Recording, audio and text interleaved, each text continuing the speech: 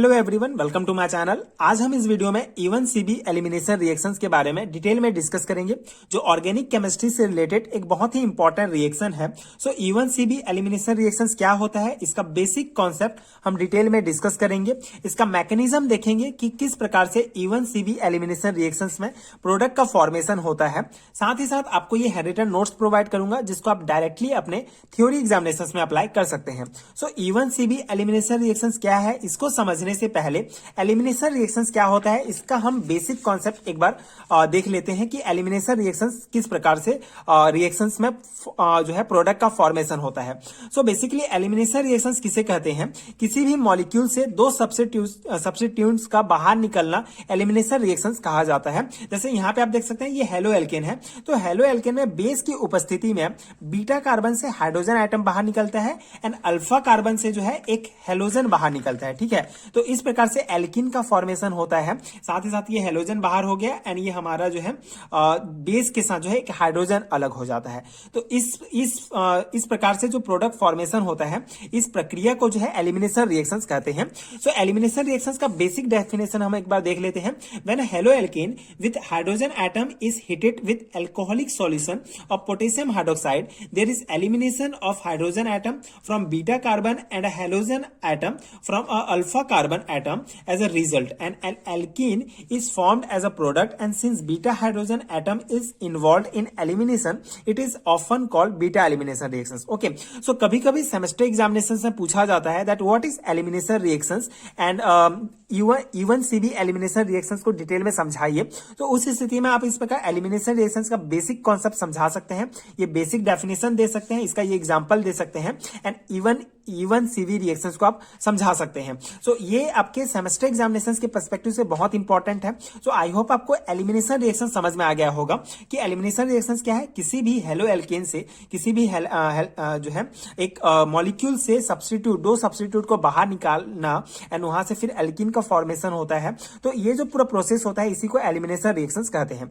सो मैंने अपने पिछले वीडियोस में एलिमिनेशन रिएक्शंस क्या है, E2 elimination reactions, E1 elimination reactions के बारे में डिटेल में डिस्कस किया है। अगर आपने वीडियो नहीं देखा है तो आपको लिंक मिलेगा, आप उसको देख सकते हैं। वो आपके सेमेस्टर एग्जामिनेशंस के लिए बहुत इंपॉर्टेंट है, साथ ही साथ बेसिक कॉन्सेप्ट्स के लिए भी बहुत इंपॉर्टेंट टॉपिक्स है। सो आज हम इस वीडियो में E1CB एलिमिनेशन रिएक्शंस के बारे में डिस्कस करेंगे। So this is third mechanism of beta eliminations. This one begin with rapid loss of proton to base and loss of proton leads to stabilise carb anion. Okay, so ये main important point है कि basically E1CB elimination reaction जो है third mechanism है।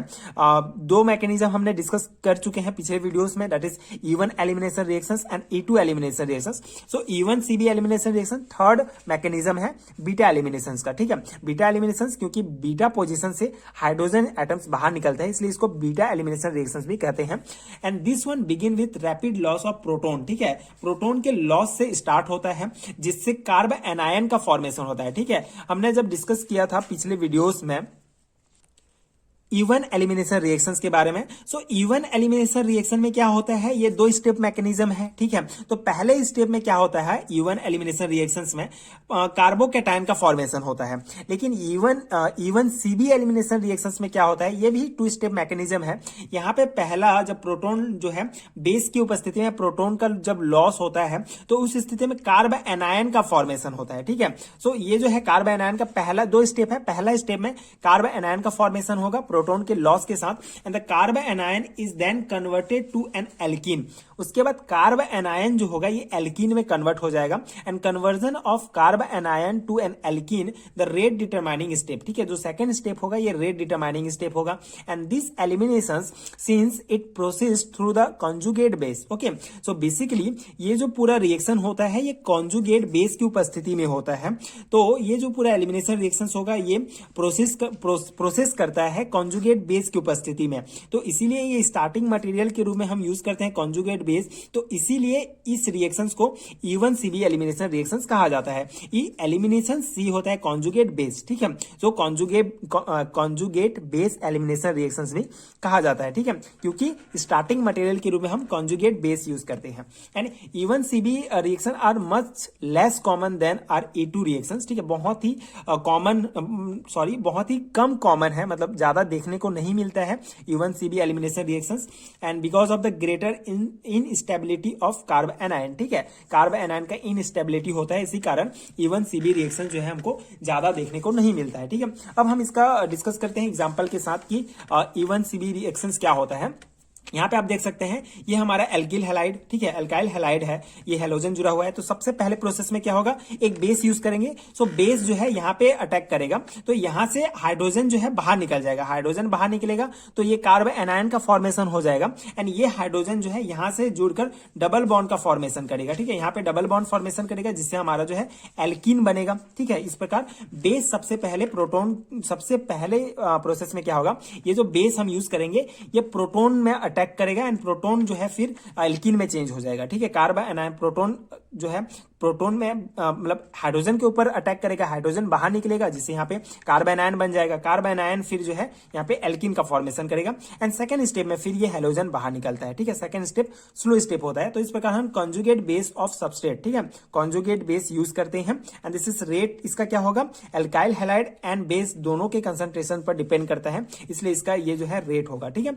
अब हम इसको mechanism से समझते हैं जिससे आपको और क्लियर हो जाएगा कि इवन सीबी रिएक्शंस का मैकेनिज्म किस प्रकार से होता है। तो यहां पे आप मैकेनिज्म देख सकते हैं इवन सीबी रिएक्शंस में। ये जो हमने एक एग्जांपल लिया है CF3 - CHCl2, ठीक है, ये जो है हमारा ट्राइफ्लोरोमिथाइल रेडिकल्स है ये, and this is the methyl dichloro, ठीक है। तो ये हमने एग्जांपल लिया, ये दो एग्जांपल लिए। अब यहाँ पे हम कौन सा कॉन्जुगेट बेस यूज करेंगे, C2H5O-, ठीक है। जब ये हम यूज करेंगे तो हमारा final product F2C double bond CCl2 बनेगा, ठीक है, ये रिएक्शन है। अब इसका मैकेनिज्म किस प्रकार से है देखिए। तो पहला प्रोसेस क्या होगा, CF3 ये CHCl2, तो ये बेस ये जो है कॉन्जुगेट बेस हमने यूज किया, तो इस प्रकार CF3 बन गया हमारा, एंड CCl2 बन गया, ठीक है। तो ये जो है फर्स्ट स्टेप में हमारा इस प्रकार हुआ, क्योंकि यहाँ पे देखिए C2H5O- जो कॉन्जुगेट बेस है ये जो है इसके ऊपर अटैक करेगा, ठीक है, जिससे ये H जो है प्रोटोन के रूप में बाहर हो जाएगा पहले प्रोसेस में।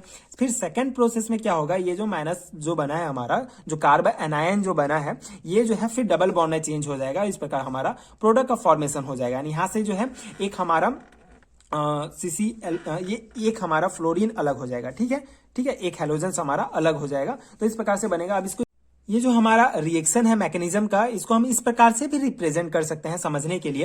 यहाँ पे आप देख सकते हैं ये हमारा है C एंड डबल ये 2L, ठीक है, इसको हम इस प्रकार रिप्रेजेंट करेंगे Cl2A, एंड ये एक H जुड़ा हुआ है, ठीक है, एंड ये CF3। तो यहाँ पे हम कॉन्जुगेट बेस C2H5O-, जब इस H के ऊपर जो है अटैक करेगा तो ये H बाहर निकल जाएगा, ठीक है, एंड यहाँ पे हमारा कार्ब एनायन का फॉर्मेशन हो जाएगा, एंड उसके बाद सेकेंड, ये फर्स्ट स्टेप हो गया, ठीक है, ये फर्स्ट स्टेप में बेस अटैक किया, तो ये first step. And second step में क्या होगा, सेकेंड स्टेप में फिर जो है ये जो है बेसिकली सेकेंड स्टेप में ये जो कार्ब एनायन बना था ये डबल बॉन्ड का फॉर्मेशन करेगा यहाँ पे हमारा, एंड यहाँ पे एक फ्लोरीन जो है बाहर निकल जाएगा। तो इस प्रकार से हमारा फाइनल प्रोडक्ट ये प्राप्त हो जाएगा, एल्कीन का फॉर्मेशन हो जाएगा, एंड इस प्रकार से एल्कीन मतलब डबल बॉन्ड, सॉरी यहाँ पे एल्कीन का फॉर्मेशन नहीं होगा, CCl2 डबल बॉन्ड के साथ CF2, एंड ये F बाहर निकल जाएगा, ठीक है। तो इस प्रकार मेन प्रोडक्ट बनेगा। बहुत सिंपल सा कॉन्सेप्ट है, बेसिकली पिछले वीडियोस में जो हमने डिस्कस किया उसी कॉन्सेप्ट पे वर्क करेगा। लेकिन इवन सीबी एलिमिनेशन रिएक्शन में क्या होगा, पहले जो है प्रोटोन बाहर निकल जाएगा, ठीक है, कॉन्जुगेट बेस हम यूज करेंगे, कॉन्जुगेट बेस के कारण पहले स्टेप में प्रोटोन बाहर निकलेगा, देन सेकंड स्टेप में फिर हमारा जो हैलोजेंस होगा वो बाहर निकलेगा, ठीक है। तो ये कुछ इंपॉर्टेंट मैकेनिज्म था इवन सीबी एलिमिनेशन रिएक्शंस का। अब इसका हम कुछ इंपॉर्टेंट पॉइंट डिस्कस करेंगे जो सेमेस्टर एग्जामिनेशन के पर्सपेक्टिव से इंपॉर्टेंट है, पूछा जाता है, ये पॉइंट्स आपको ध्यान रखने हैं। सो ये जो इवन सीबी एलिमिनेशन रिएक्शंस है, ये इसमें क्या है, मेनली जो प्रोडक्ट फॉर्मेशन होता है ये जनरली जो है हॉफमैन रूल के द्वारा जो है ये बनता है, मतलब जो भी हमारा प्रोडक्ट बनेगा फॉर्मेशन होता है ये हॉफमैन रूल के अकॉर्डिंग बनता है, ठीक है। ये आपको याद रखना है, ये हॉफमैन रूल, सेटजेफ रूल बहुत ही इंपॉर्टेंट कॉन्सेप्ट है जो हम अगले वीडियोस में डिस्कस करेंगे। पिछले वीडियो में मैंने सेटजेफ रूल के बारे में बताया है, आप देख सकते हैं। हॉफमैन रूल भी बेसिकली सेम होता है, यहाँ पे हम डिस्कस कर लेते हैं। हॉफमैन रूल क्या होता है? Elimination of H from basically elimination of H atom from that beta carbon which has maximum number of hydrogen, ठीक है। बेसिकली जब हमारा हॉफमैन रूल क्या होता है, जब प्रोडक्ट फॉर्मेशन होने वाला होता है, तो अगर इसका बेसिक कॉन्सेप्ट आप यहीं से समझ सकते हैं। यहां से तो ये अलग एग्जांपल है, जैसे कोई भी एग्जांपल आप ले सकते हैं, ठीक है। वहां पे आप देखेंगे कि जब हमारा कोई भी एक ये जो है कार्बन है, कार्बन से ये दो कार्बन जुड़े हुए हैं, ठीक है। एंड यहां से एक हाइड्रोजन जुड़ा है, यहां से एक हाइड्रोजन जुड़ा है, यहां से एक और हाइड्रोजन जुड़ा हुआ है, ठीक है।